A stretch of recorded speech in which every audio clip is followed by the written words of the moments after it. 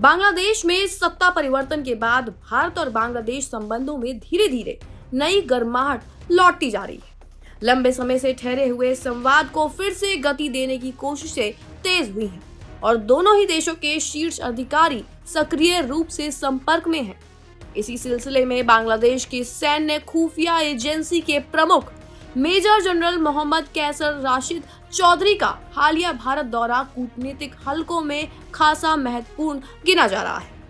ये यात्रा बेहद गोपनीय रखी गई थी।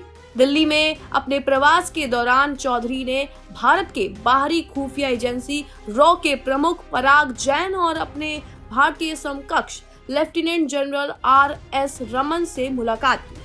बता दें कि इन बैठकों को दोनों देशों के बीच सुरक्षा और खुफिया सहयोग को फिर से पटरी पर लाने की दिशा में एक अहम पल में देखा जा रहा है।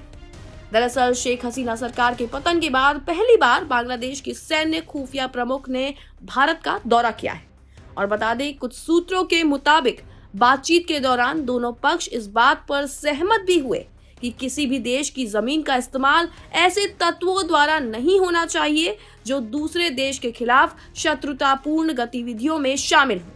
इसके साथ ही करीब 1.5 साल से ठप पड़े कई महत्वपूर्ण संचार चैनलों को दोबारा से सक्रिय करने पर भी सहमति बनी है। बता दें कि बांग्लादेश के नए प्रधानमंत्री तारिक रहमान ने 17 फरवरी को पदभार संभाला था।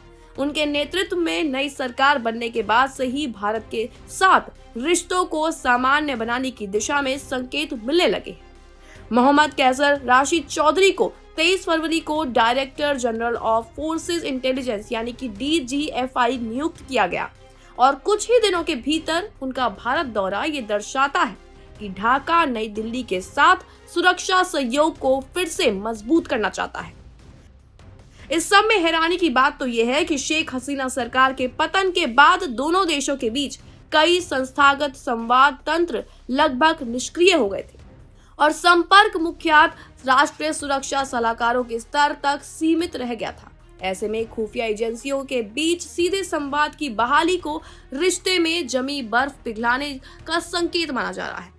तो वहीं बता दें कि इसी बीच बांग्लादेश के पूर्व राष्ट्रीय सुरक्षा सलाहकार खलीलुर रहमान को प्रधानमंत्री तारिक रहमान ने विदेश मंत्री नियुक्त किया है। अंतरिम सरकार के दौर में NSA के रूप में रहमान भारत के राष्ट्रीय सुरक्षा सलाहकार अजीत डोभाल के साथ नियमित संपर्क में रहे थे और शायद यही वजह है कि उनके विदेश मंत्री बनने को दोनों देशों के बीच कूटनीतिक संवाद को नई गति देने वाली नियुक्ति के तौर पर देखा जा रहा है। बता दें कि मेजर जनरल कैसर राशिद चौधरी को 22 फरवरी को पदोन्नत कर DGFI का प्रमुख बनाया गया था और ये कदम बांग्लादेश की सेना में एक नई सरकार द्वारा किए जा रहे व्यापक बदलावों का हिस्सा भी माना जा रहा है। नियुक्ति के महज एक सप्ताह बाद वो रायसीना डायलॉग के अवसर पर दिल्ली पहुंचे, जहां उन्होंने अजीत डोभाल समेत कई वरिष्ठ भारतीय अधिकारियों के साथ द्विपक्षीय वार्ता की।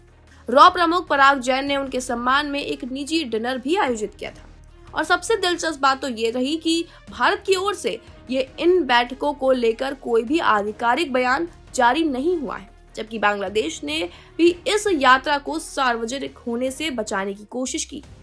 वहां के कुछ मीडिया संस्थानों ने इसे मेडिकल यात्रा के रूप में पेश किया। हालांकि विभिन्न रिपोर्टों के मुताबिक इन बैठकों में इस बात पर स्पष्ट सहमति बनी कि किसी भी देश की जमीन का इस्तेमाल दूसरे के खिलाफ दुश्मनी फैलाने वाले तत्वों के लिए नहीं होने दिया जाएगा। बता दें कि भारत लंबे समय से इस मुद्दे को लेकर चिंतित रहा है।